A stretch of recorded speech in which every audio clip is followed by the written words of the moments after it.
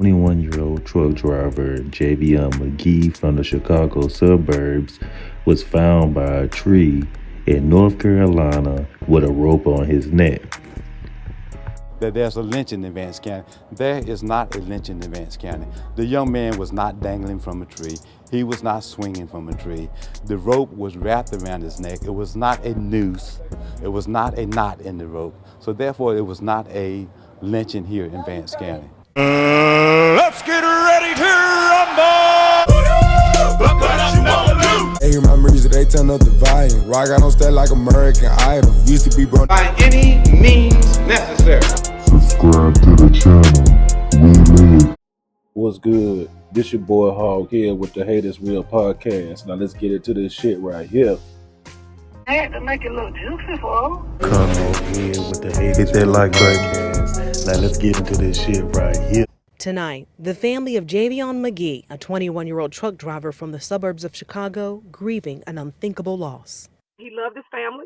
You know, he loved just enjoying himself, and he loved being a truck driver. That was what he loved to do. So it's like everybody is confused right now. Like, what is this? Candace Matthews, the family's representative, is sharing the latest thoughts of Javion's closest loved ones. Their world in turmoil after they say Vance County Sheriff's Office called them to say their loved one died by suicide. The Sheriff's Office says there's no sign he was a victim of a crime. Eyewitness News combed through the search warrant. According to those documents, he was in town making a delivery. At 6:20 p.m. on September 10th, he was seen on camera buying a rope at this Walmart, apparently the same rope found with his body. 12 minutes later, he was seen entering this Hampton Inn on Ruin Creek Road. An associate at the hotel told us off camera they didn't have any rooms available that night. He then drove to Vanco Mill Road, where surveillance video shows his truck pulling in and Magee walking away.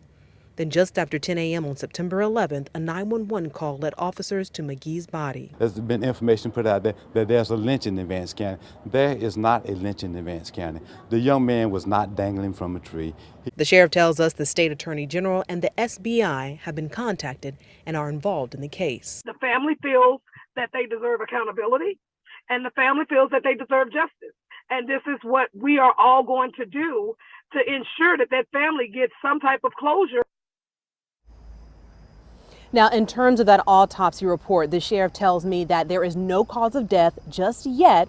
They were able to also determine so far that there are no obvious signs that he was trying to defend himself, but there are signs that there was some hemorrhaging around the soft part of his neck. Another thing that they're waiting on regarding this autopsy that hasn't come in yet is also the toxicology report. So they're also waiting on that. So again, a lot of details still unknown so far. We're told the family is still due to make their way here to Vance County to learn more details about their loved one's death. Reporting live here in Vance County, Bianca Holman.